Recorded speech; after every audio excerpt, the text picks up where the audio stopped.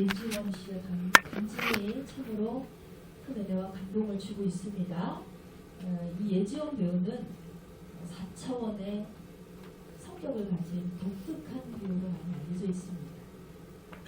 그래서 오히려 이런 사람들은 현실과 상황 속에 크게 구애받지 않고 스트레스도 없이 살 것 같은 그렇게 편견이 좀 느껴져요. 저 역시도 이 배우를 보면서 늘 그런 생각을 많이 했습니다. 참 개성이 강한 사람들은 자기만의 생활 속에 항상 있기 때문에 남을 크게 신경 쓰지 않아서 스트레스 참 안 받겠다. 저는 세상에 있는 스트레스는 다 끌어다가 하는 걱정과 근심이 많은 한 사람으로서 이런 성격의 사람들이 참 부럽다는 생각을 많이 했습니다. 근데 그것도 편견이었어요. 남들의 시선과 관계없이 산다고 생각했던 이 배우에게도 우울증이라는 것이 어느날 찾아왔다는 거예요. 자기도 모르게 마음에 불안감이 찾아오고 그 불안감의 우울증은 의욕 감퇴로까지 이어져서 어려움을 겪고 있을 때쯤에 이분이 원래 크리스천이었지만 깊은 신앙이 없었죠. 그런데 아주 우연한 기회에 해외 선교를 나가게 된 거예요. 그때 자신을 돌아볼 수 있는 기회를 다시 만나게 된 것입니다.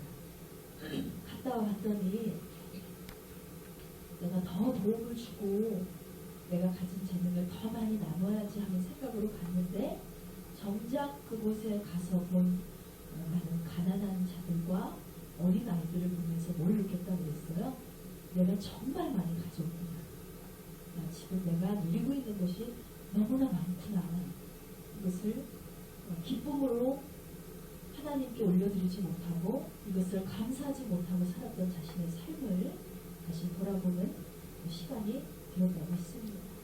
이 선한 사역을 통해서 그녀가 오히려 위로와 용기를 얻고 돌아왔다고 그렇게 얘기를 하죠. 그리고 그 일을 계기로 그동안은 그리스도인임을 당당하게 밝히지 못하고 살았는데 이제는 당당하게 밝히고 알리는 삶을 누구보다 적극적으로 하면서 이렇게 살아가고 있다는 간증이었습니다. 그렇습니다. 여러분, 정말 이 땅에는 우리가 알지 못하는 많은 사람들이 정말 처절한 고통 가운데 절망적인 상황을 만나서 이렇게 고통의 신음을 하며 살아가는 자들이 너무나 많습니다. 우리가 언제든지 마실 수 있고 쓸 수 있는 물이 누군가에게는 아주 간절한 물 한 모금이 되기도 하고요. 우리는 옷도 여러 벌이라 막 골라서 입잖아요. 오늘은 뭘 입을까? 이렇게 막 고르는데 저들은 고를 옷도 없어요. 사계절 내내 똑같은 옷을 입고 그 한 벌도 어디 달아 없어질까봐 조마조마하면서 그렇게 살아가는 자들이 너무나 이 땅에 많습니다. 그에 비하면 저와 여러분은 많이 가진 자다. 많이 누리고 있다. 그것을 오늘 꼭 기억했으면 좋겠습니다. 그런데 우리를 속이려고 드는 원수마귀는요, 자꾸만 우리에게 네가 가진 것이 없다고 얘기해요. 지금 네가 누리고 있는 것이 없다고 얘기하기 때문에 우리가 마음이 상합니다. 속상해요. 그래서 어때요? 우울증이 찾아오는 거예요. 남들은 다 가졌는데 내가 가지지 못한 것들에 대한 분노. 남들이 다 있는 것 같은데 나만 없는 것에 대한 서러움이 복받쳤어요. 그로 인해서 그 틈이 생기니까 어때요? 우울증이 막 밀려들어요. 나만 못난 것 같고, 나만 한심하게 사는 것 같고, 나만 미련한 것 같고, 나만 이렇게 구질구질하게 사는 것 같고. 이 현 시대에서 원수마귀는 자꾸만 우리의 감정을 속이고 우리의 생각을 속이고 우리의 삶을 점령하고 있다는 것입니다. 우울증에 걸린 사람들이 많습니다. 우울증에 걸린 사람들이 많아요. 근데 저는 그렇게 생각합니다. 우울증은 현 시대를, 현 인류를 계속해서 죽이는 독약과도 같다. 우리로 하여금 계속 너는 못난 자야, 너는 패배자야 하면서 우리를 우울에 빠지게 하고 결국 현재 누리는 것에 대한 감사를 불평으로 바꾸게 만드는 것이 원수마귀 사탄의 속임수라는 사실을 여러분 꼭 기억하시기 바랍니다. 절대로 우리는 속아서는 안 돼요. 우울증은 우리로 하여금 결국 하나님의 새 일을 바라보지 못하도록 만들고 하나님의 새 일을 기대하지 못하게 만드는 독약이라는 사실을 꼭 기억하시고 절대로 우울한 감정이 여러분을 정정하지 못하도록 내 안에 말씀으로 항상 무장하시고 또 일지연 씨와 같이 주의 선한 일을 하면 기쁨이 넘쳐요. 선교를 다녀오신 분들도 계시고 선교를 아직 한 번도 가보시지 못하는 분들이 계시는데 선교는요 또 해외에 나가서만이 선교가 아니에요. 동네에도 정말 힘든 사람들 많습니다. 이 나라부터 챙겨야죠. 그래서 우리는 국내에서나 해외에서나 항상 남을 돌아보고 나보다 못한 자들을 돌아볼 수 있는 그런 선한 사역을 하는 저와 여러분이 되시길 소망합니다. 그렇게 되면 우리 안에 나도 모르게 하나님이 채워주시는 기쁨이 넘쳐서 우리는 꼭 소망의 주님을 향해 나아가게 될 줄 믿습니다. 지난주에 여러분이 내신 기도의 제목들 한 사람 한 사람이 내신 것을 보면서 한 주간 수시로 기도의 시간을 가졌습니다. 신기하게 여러분이 내신 기도의 제목들이 다 비슷합니다. 신기하게. 어떤 가장 많이 나온 것이 가족 구원의 문제, 그리고 하나님에 대한 확신과 신뢰하는 믿음을 달라는 믿음에 대한 그런 간절한 소망들이 있으셨고, 또 주의 뜻대로 살고자 간절한 마음이 있지만 항상 그렇지 못한 나의 삶에 대한 자괴감이 있는 분들이 많아요. 제발 하나님 한 분으로 기쁨이 느낄 수 있게 해주세요. 제발 주님 뜻대로 살아갈 수 있게 나를 좀 도와주세요. 이런 호소력 있는 기도의 제목들이 참 많았습니다. 여러분이 삶의 자리에서 영의 것과 육의 것을 구별해서 구별된 자의 삶을 살아가는 것이 얼마나 힘드신지 잘 알고 있습니다. 우리 모두는 똑같아요. 우리 모두는 죄인이기 때문에 참 의의 길로 나아가기가 힘들고 영적으로 살아가는 것이 매우 버겁습니다. 그렇게 영적 전쟁을 치르고 있는 여러분을 만나게 하시고 하나님 기도하게 하시고 여러분을 위해서 또 정의는 가슴을 가지고 같이 호소하게 하신 하나님께 너무나 감사하는 시간을 가졌습니다. 여러분 언제라도 여러분의 기도의 제목이 있으시면 함께 나누시고 우리가 함께 그 기도의 제목들을 뚫고 믿음의 문제를 육신의 문제를 뚫고 믿음으로 우리가 승리하는 우리가 되었으면 좋겠습니다. 이 시간 우리 스스로를 토닥이면서 좀 누려있으면 좋겠어요. 다 같이 따라 선포하세요. 나는 잘하고 있다.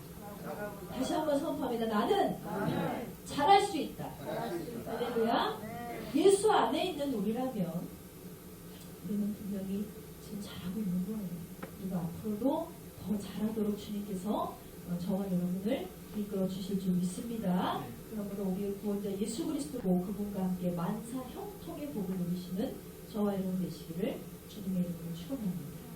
자, 오늘 우리가 함께 나눈 본문은요, 바벨론의 포로로 잡혀간 이스라엘 백성들에게 이사야의 예언자가 들려주는 하나님의 약속의 말씀입니다. 이스라엘은 수없이 많은 포로 생활을 했어요.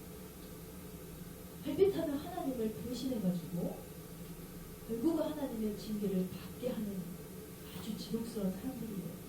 우리의 모습과 같습니다. 이스라엘이요, 바벨론의 포로 생활을 한 것은 약 70년 정도 포로 생활을 했다고 했어요. 그래서 저들은 매우 탈진되어 있는 상태였습니다. 물론 저들이 포로된 이유는 자신들의 죄 때문이었지만 그 죄로 인한 형벌이라 할지라도 이것은 너무 가혹하였기 때문에 그들이 많이 탈진되어 있었다. 유다 백성에게 있어서 이 기간은 분명히 하나님께서 정해놓으신 기간이고 거룩한 백성으로 다시 거듭날 수 있는 그런 시간이었습니다. 그런데 그들은 하나님의 뜻을 전혀 헤아리지 못했기 때문에 서러워하고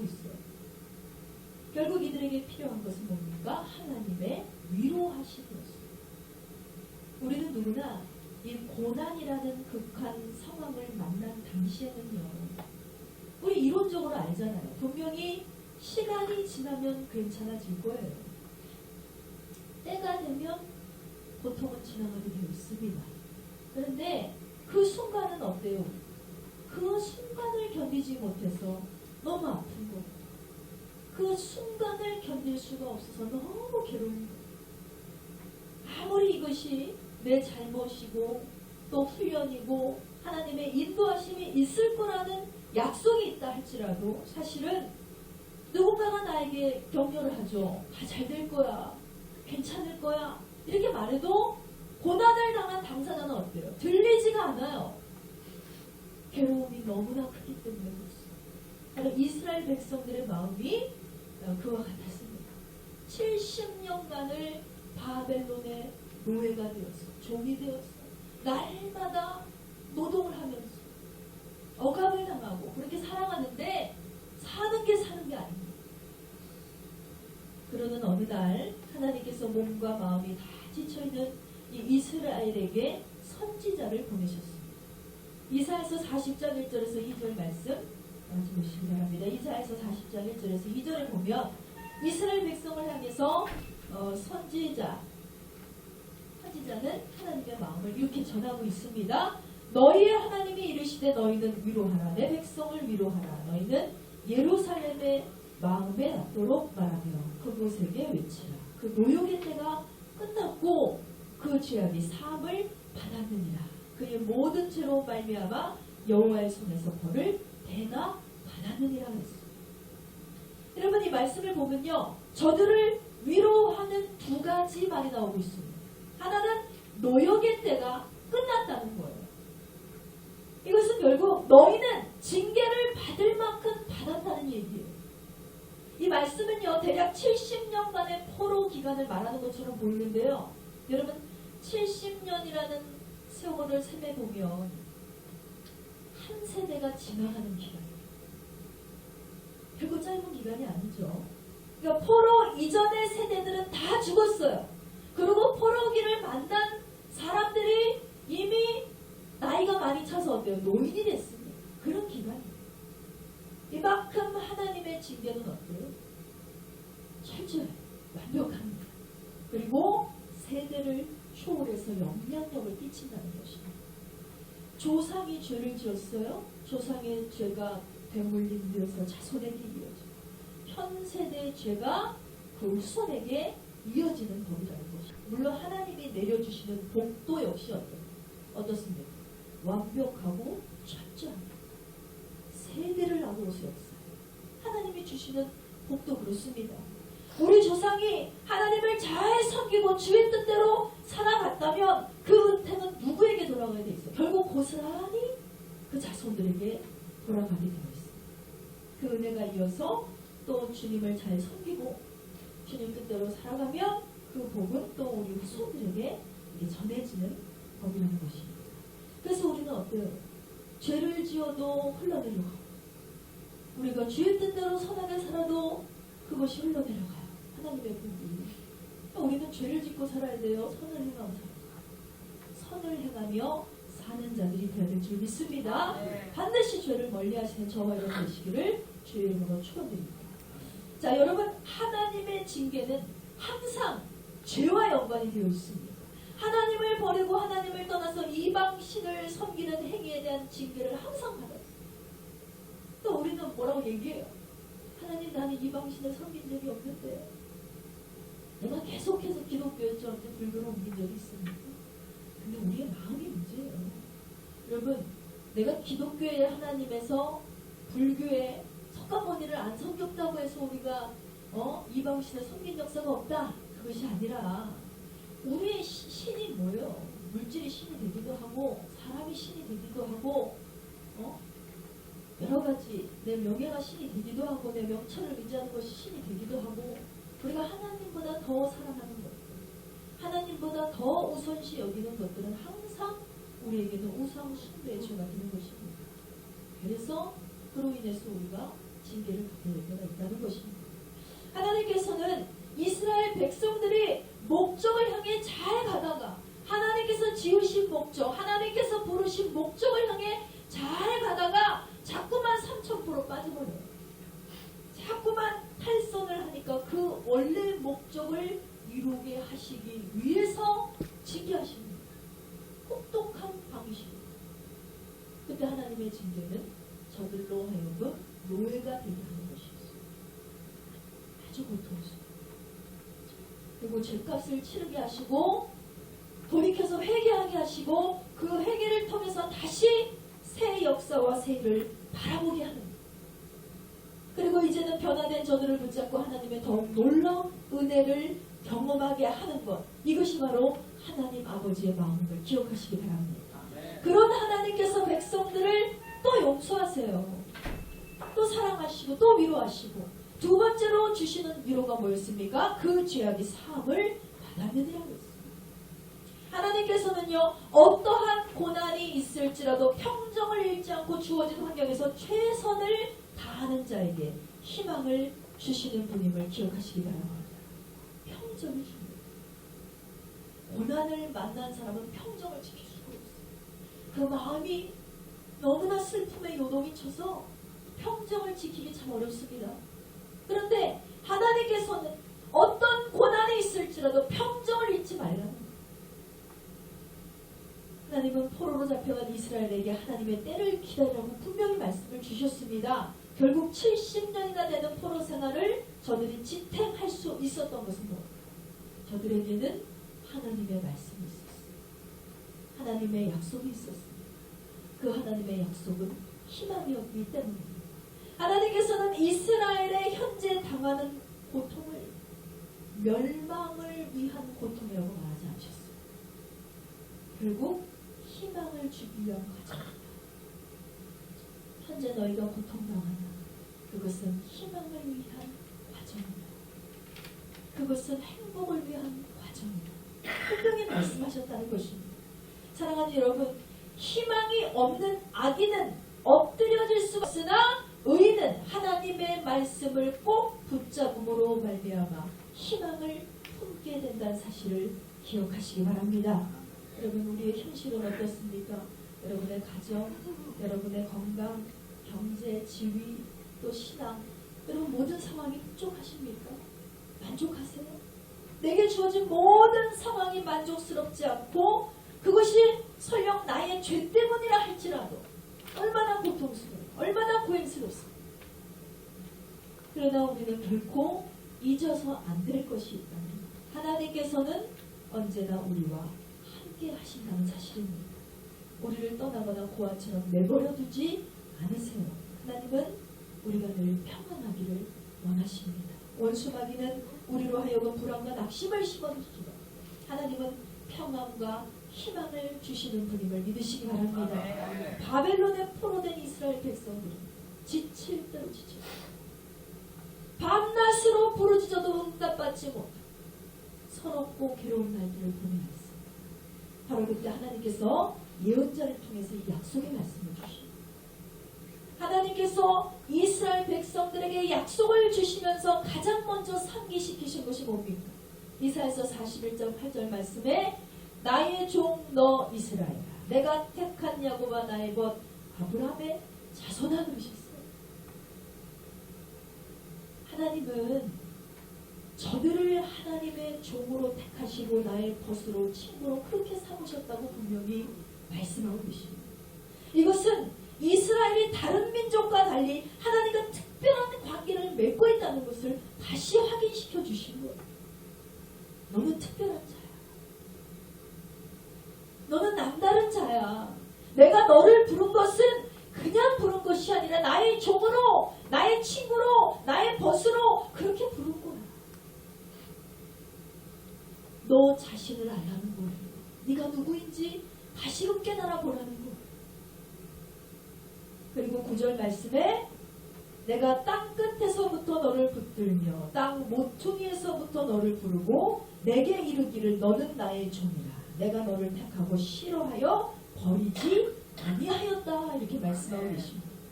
여러분, 이런데 우리가 믿는 하나님은요, 죄에 대해서는 아주 무섭게 징벌하시는 분이지만 결국은 어때요? 하나님의 성품 용서하시고 회복케 하시고 자비로우시며 인자하신 분, 넓고도 높은 사랑을 베풀어 주시는 참 좋으신 하나님임을 믿으시기 바랍니다. 아멘. 오늘 주어진 본문은 하나님의 약속이라고 있어요.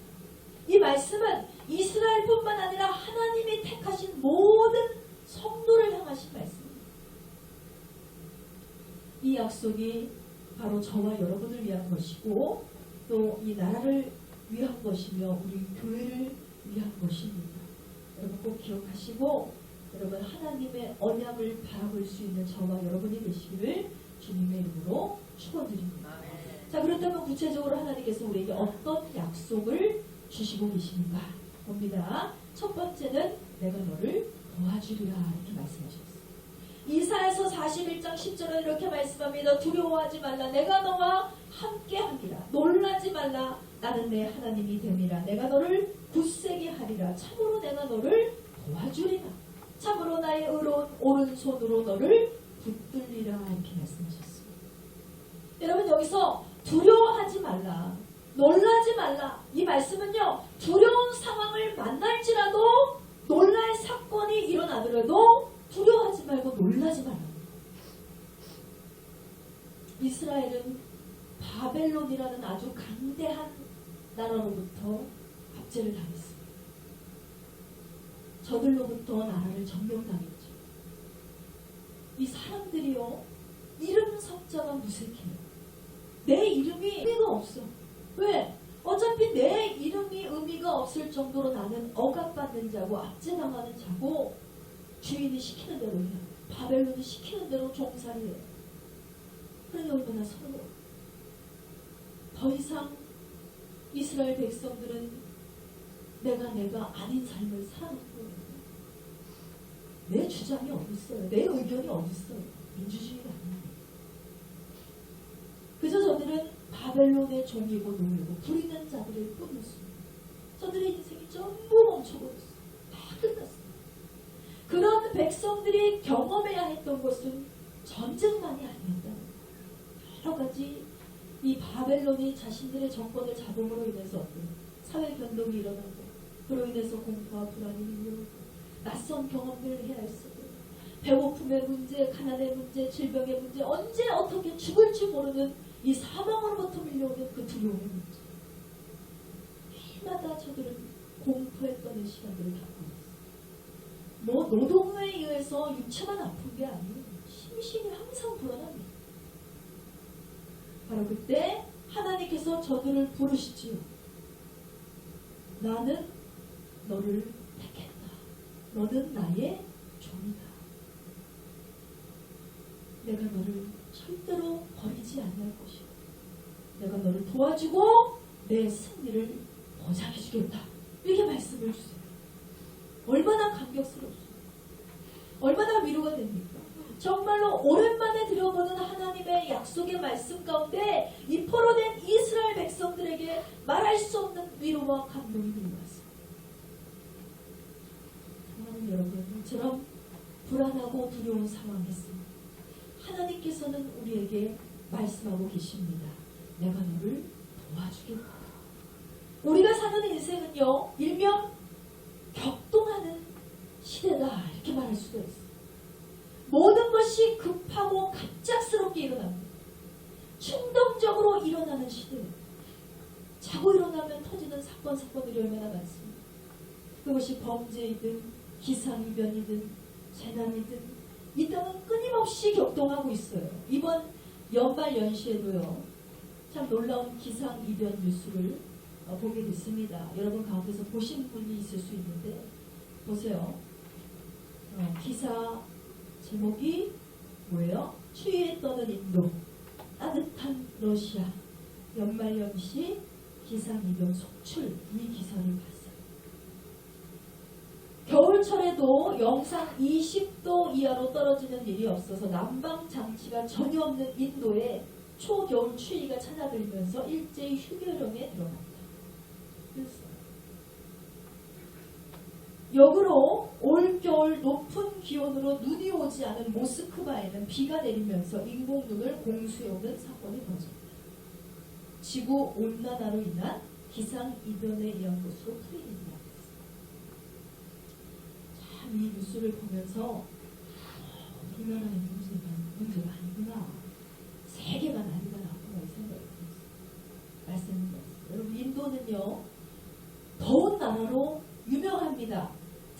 지난 연말에 수도 뉴델리에서는 최고 기온이 최고 더운 기온이 9.4밖에 되지 않았다는 거예요.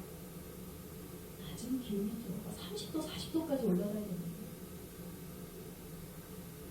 그래서 약 119년 만에 가장 낮은 기온을 기록했다. 이렇게 기사가 말하고 있어요. 이런 기상 이변을 접해본 적이 없는 인도 사람들이 난리가 난 거예요. 날마다 더운 나라니까 비파로 하나가 없는데 갑자기 날씨가 추워지니까 아무도 움직일 수가 없어요. 얼마나 놀랄만한 일입니까? 반대로 겨울철 혹한으로 유명한 모스크바에는 영상 기온이 유지되면서 140년 만에 가장 따뜻한 날씨를 유지했다고 했어요. 그러니까 하늘에서 눈이 오지 않는 거예요. 오죽하면 러시아 당국에서 인공눈을 홍수에다가 막 뿌렸다는 거예요. 여러분 보세요. 우리가 사는 시대가 이렇게 격동하는 시대입니다. 갑작스럽고 다급하게 사건이 일어나요. 시대가 변하고 이상기후가 흐르고 이와 같은 상황에서 우리가 놀라지 않을 수가 없다는 것입니다. 얼마 전에 중국 내 코로나 바이러스 전 세계로 확산이 되면서 또다시 인류는 질병에 의한 공포에 시달리고 있습니다. 엊그제 기사에 보니까 중국은 뭐 말할 것도 없어요. 우한시 전체가 다 폐쇄가 됐는데 우한 시민들 절반 이상이 이미 도망가 버렸어요. 거기에 막 바이러스가 다 퍼졌는데 절반 이상이 도망을 어디로 갔을까요? 비행기 타고 다 타국으로 나갔습니다.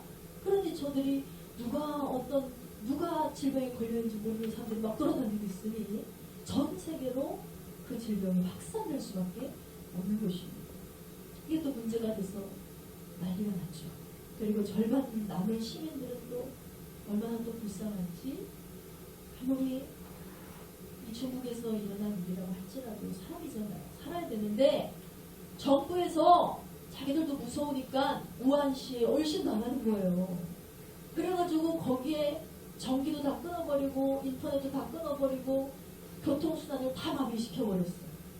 근데 거기서 아주 머리 좋은 사람들이 몇 명이 살아야 되니까 막힌 인터넷 통신망 다 뚫어다가 유튜브를 찍어가지고 제발 우리를 좀 살려달라고 호소하는 영상을 막 찍어가지고 전 세계로 확산을 시켜버렸어요. 어쩔 수 없이 질타를 당한 중국 당국이 이제 거기에 남아있는 우한 시민들을 살리기 위해서 지금 이렇게 하고 있다는 것입니다. 병원은 10,000원이죠. 우한 전체에 바이러스가 퍼졌는데 마스크를 구할 수가 없어서 품절이 나요. 그런 상황에서 이게 전 세계로 확산이 되어가니까 우리나라에도 어때요? 어제 뉴스에 보니까 확진자가 점점 늘고 있어요. 정말 절망적인 상황이 아닐 수가 없습니다, 사실은.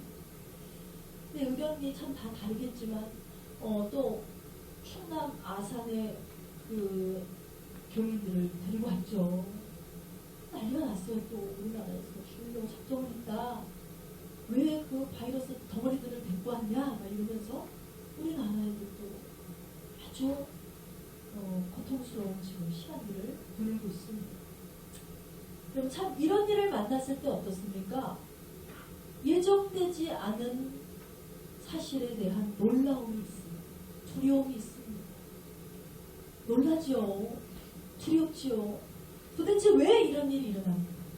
물론 여러 가지 이유가 있고 원인이 있겠지만 우리는 이 모든 것을 영적으로 해석할 수 있어야 한다는 것입니다. 하나님께서는 당신이 만드신 피조물인 인간이 진심으로 주님 앞에 돌아오기를 원하신다는 것입니다.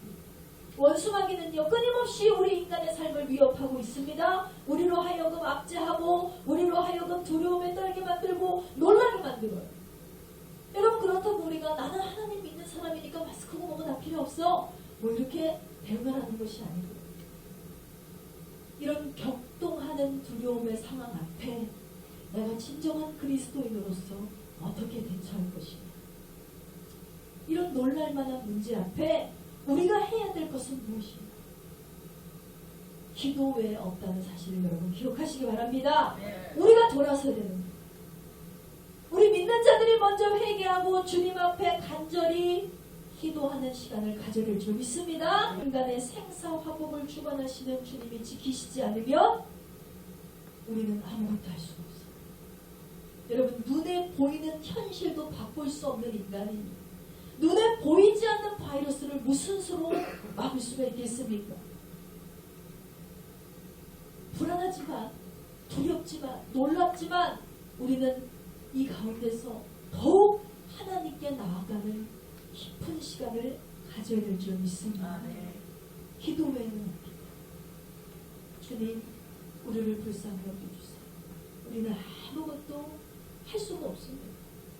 급작스러운 바이러스로 인해서 아무리 유능한 연구진이라 할지라도 갑자기 신약을 내놓을 수가 없는 거예요. 갑자기 치료제를 개발할 수가 없는 거예요. 우리가 조심하려고 해도, 현실을 피해보려고 해도 우리는 우리의 힘으로 할 수가 없는 것입니다. 그러니 어떻습니까? 주님, 우리를 지켜주시옵소서. 하나님, 우리나라를 살려주시옵소서. 우리를 용서하여 주시옵소서. 중국을 지켜주시고 전 세계를 지켜주시고 인류를 지켜주시옵소서. 할렐루야. 여러분, 지금 우리에게 필요한 것은 하나님의 위로하심과 회복이 필요한 때임을 기억하시기 바랍니다. 인류는 늘 불안과 공포를 떨쳐버릴 수 없는 수세기를 살고 있습니다. 남북 분단에서 오는 불안과 경제적인 불안에서 오는 불안, 그리고 환경 오염으로 인해서 언제 닥칠 줄 모르는 질병과 환경 파괴에 대한 불안이 날마다 우리를 짓누르고 있다는 것입니다. 우리의 삶은 정치적으로나 사회적으로 굉장히 불안합니다. 점점 붕괴되어가는 농촌을 보면서 여러분 어떤 생각하고 계십니까? 도심에 사는 사람들은 농촌에 대한 관심이 없어요. 농촌에 대한 중요성을 알지 못해요. 그런데 여러분 생각해보세요. 농경사회가 처음 인류에 들어와서 인류를 이렇게까지 살릴 수 있었던 것은 농경사회의 시작이었어요. 그런데 농촌이 사라지면 우리의 먹거리들 다 외국에서 들어와요.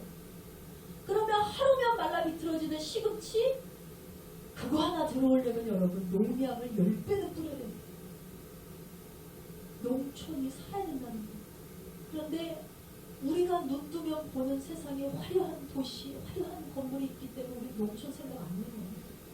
살려고자 하지 않습니다. 여러분, 이것이 얼마나 심각한 문제인지 사람들은 관심이 없어요. 이런 현실에 이상하게 관심이 많은 저는 우리 사회가 어떻게 되면 좋지? 앞으로 어떻게 우리는 살아가면 좋을까? 이런 걱정을 많이 하면서 살아가게 됐습니다. 이것도 저는 하나님이 주신 마음이었어요. 저 한 사람을 기도하게 하시고 농촌을 바라보는 그 마음에서 하나님 살려주세요. 우리의 먹거리를 지켜주세요. 우리가 먹고 살아야 주일도 하지 않겠습니까? 하나님 우리를 도와주세요.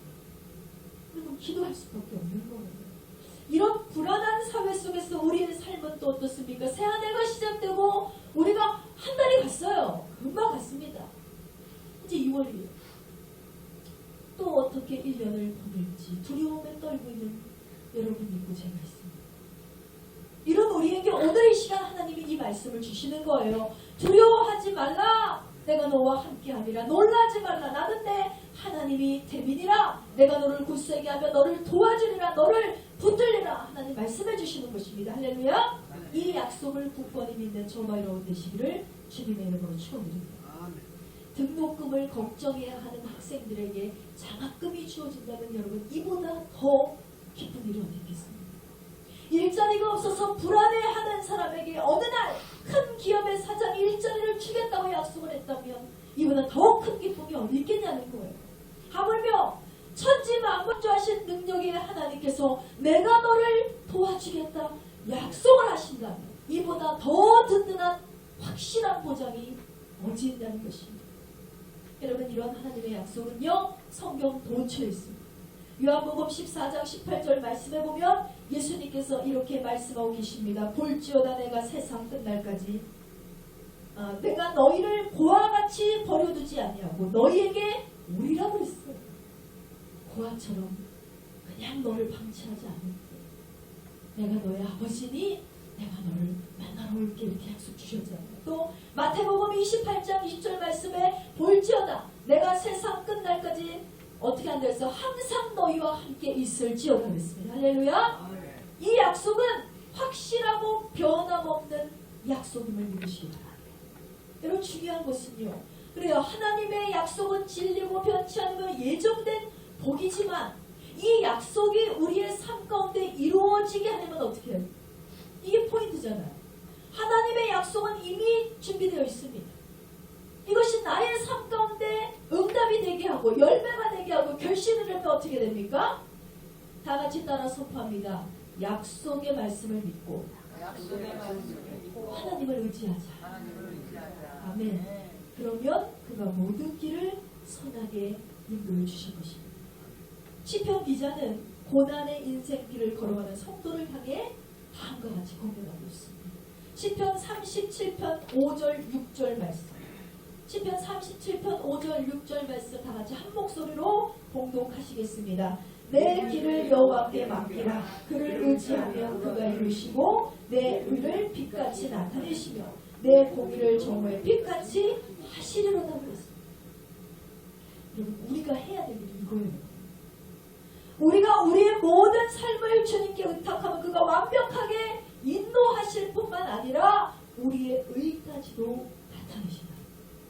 그렇다면 하나님의 약속은 불명한데 왜 나의 삶 가운데 약속이 이루어지지 않습니까? 그 이유는 이 약속을 믿지 않거나 기억하지 못해서 하나님을 의뢰하는 대신에 나의 명철을 의지하고 나의 경험을 의지하고 나의 지혜를 의지하고 세상적인 방법을 의지하고 그러면 항상 불안할 수밖에 없어요.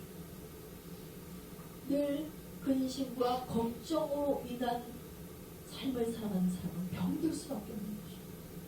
이런 삶은요, 불안을 절대로 떨칠 수가 없어요.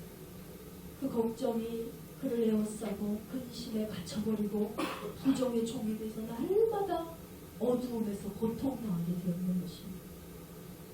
이 한 해를 보내고 있는 저와 여러분이 오늘 이 하나님의 약속을 다시 기억하셨으면 좋겠습니다.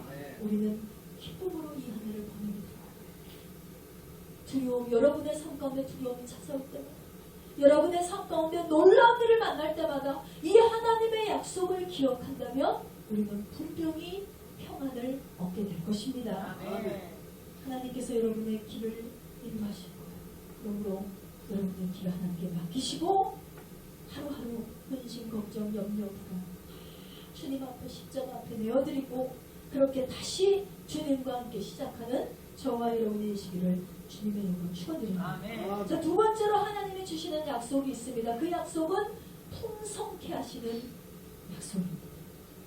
이사야서 41장 17절에서 18절 말씀 다시 보시겠습니다.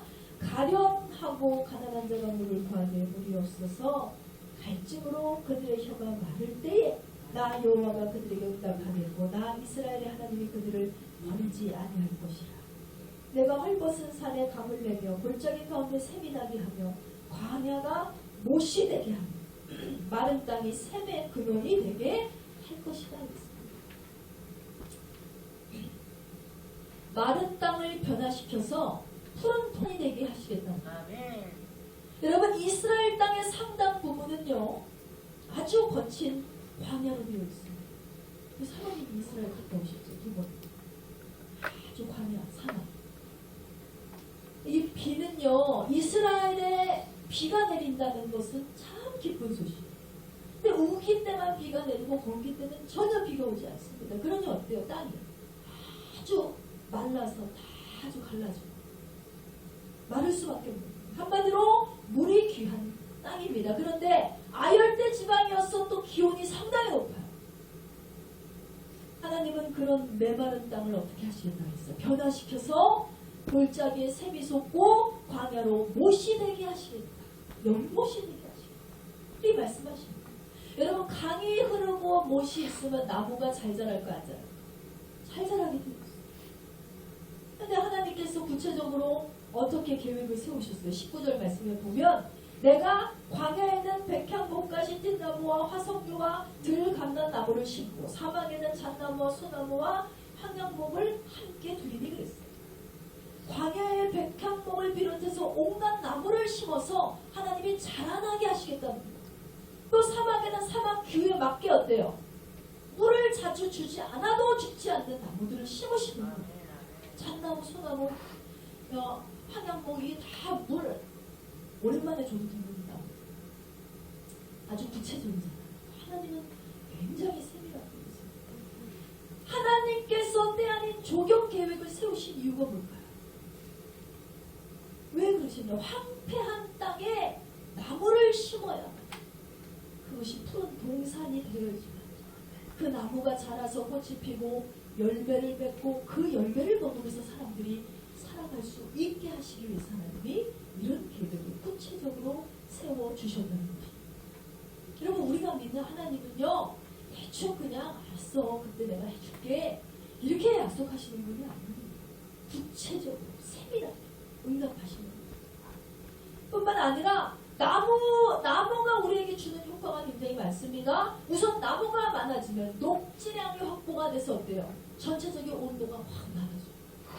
때가 더운 곳에는 나무를 많이 심어야 어때요? 시원해져요.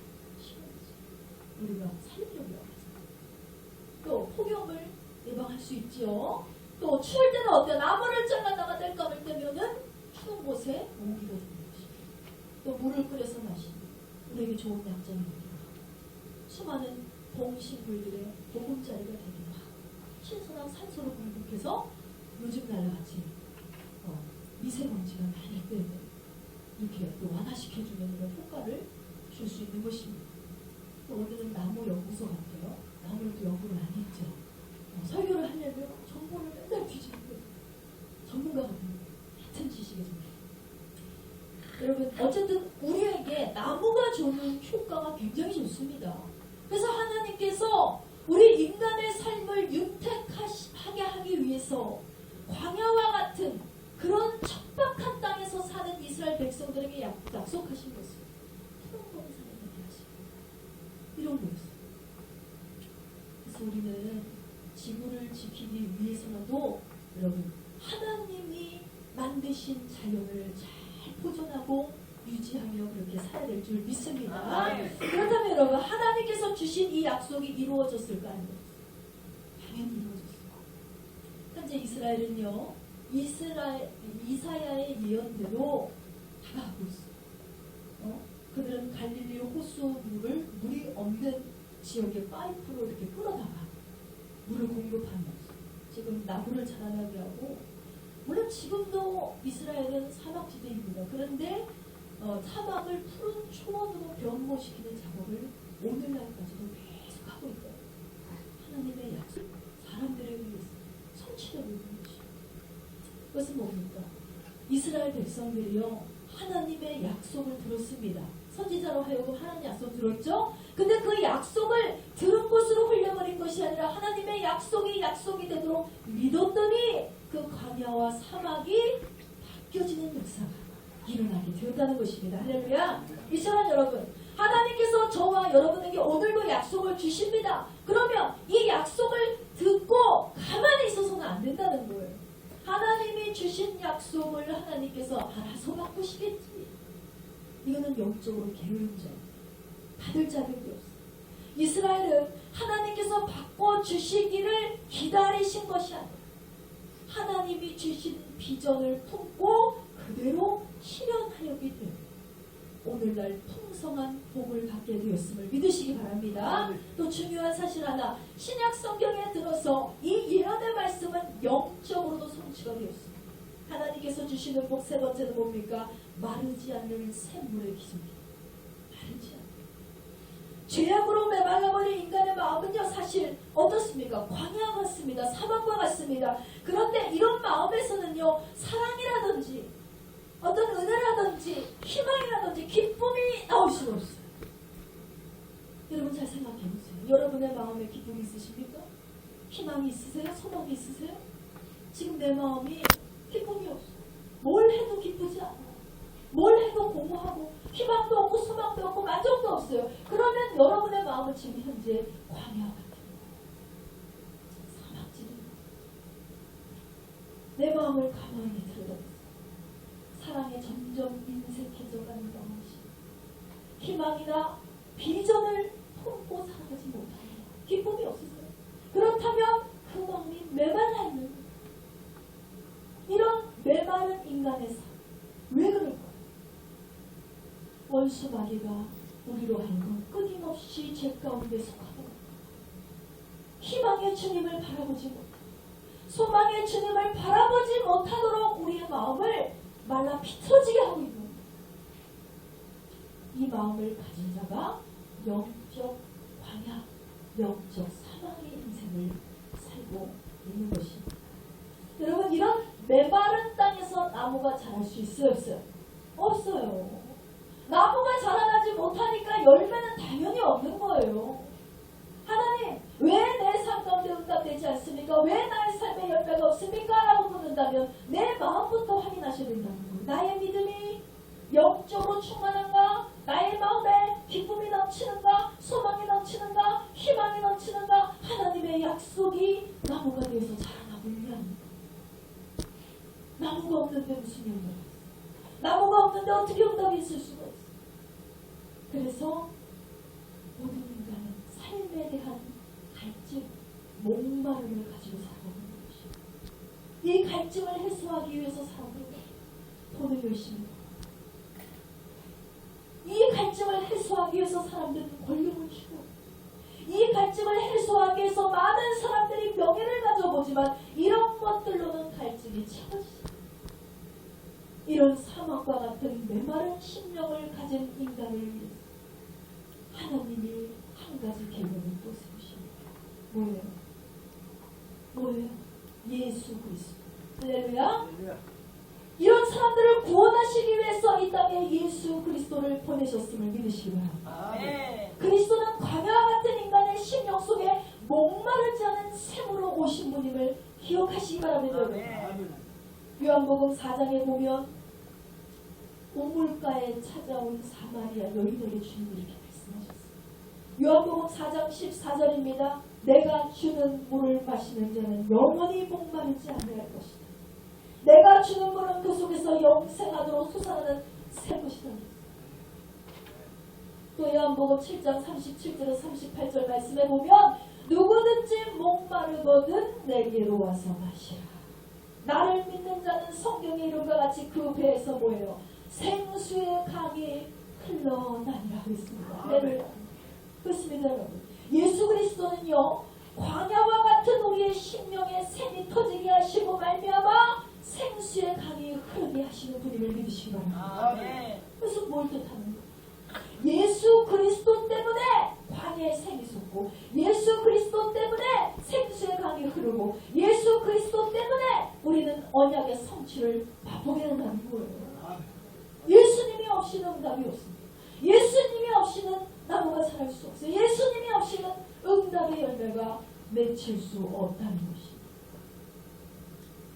그러므로 하나님께서는 성도에게 약속을 주시고 그 약속이 이루어지도록 도우시지만 결국은 그 약속을 성취하기 위해서 성도가 예수 그리스도를 영접하고 그분과 함께 하며가는 인생을 살아야 한다는 사실을 여러분 꼭 기억하시기 바랍니다.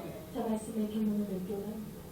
사랑하는 성도 여러분, 우리는 메마른 심령 속에서 샘이 솟아나게 하시며 분명 이 사막과 같은 사회를 낙원으로 바꿔주시는 하나님을 만난 자들입니다. 그런데 하나님을 만나서 하나님을 믿고 교회에 다니고 있지만 여전히 우리의 삶이 푸른 동산과 같이 변화되지 않는 이유는 그 약속을 신뢰하지 않았어요. 그 약속대로 살지 못했어요. 이제는 우리가 살아야 됩니다.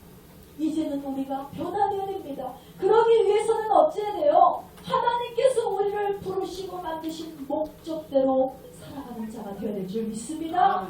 우리를 하나님이 어떻게 하신다고 했어요? 우리를 굳건히 하고 도와주시겠다 했잖아요. 우리가 날카로운 타작 기계처럼 강하게 우리를 만드시겠다는 이유가 뭐예요? 원수마귀와 싸워서 강한 용사가 되게 하시는 하나님의 뜻입니다. 바로 성도가 샘의 근원이 되게 하시고 성도가 생수의 강이 되게 하셔서 이 땅에 주님을 모르는 많은 영혼들에게 우리를 흘러가게 하시려는 하나님의 목적을 여러분 꼭 기억하시기 바랍니다. 그러므로 여러분 하나님의 약속을 꼭 붙잡고 나아가세요. 현실과 상황이 두려울지라도 놀라운 일이 있을지라도 공포스럽고 어두운 일이 있을지라도 주님의 약속을 확실히 믿는다면 우리는 반드시 결실을 맺는 삶을 살아가게 될 줄 믿습니다. 이제 하나님의 약속을 믿는 저와 여러분으로 하여금 우리 사회가 변하고 인류가 변하는 현상을 우리는 반드시 보게 될 것입니다. 더 크게 나서며 내 영혼이 변하는 역사를 보십니다. 내 삶이 바뀌게 되는 기적을 만나게 되실 것입니다. 그러므로 우리를 도우시고 풍성케 하시고 영생의 샘이 되게 하시는 예수 그리스도께 오늘도 한 걸음 더 나아가시는 저와 여러분 되시기를 주님의 이름으로 축원합니다. 이 시간 다 같이 기도합니다. 하나님께 간절히 기도할 때 하나님 나를 창조하시는 목적을 이탈한 죄를 용서하시고 나를 창조하신 목적을 향해 다시금 나아갈 수 있는 내가 될 수 있도록 주님 축복해 주셔서 나로 하여금 이 지역이 변하고 나라가 변하고 가정이 변하고 직장이 변해서 우리의 심령에 생수의 강이 넘치게 하시고 샘물이 터져나갈 수 있는 놀라운 응답의 역사를 볼 수 있도록 주님 나를 사용해달라고 이 시간 주여 성찬하시고 기도하시겠습니다.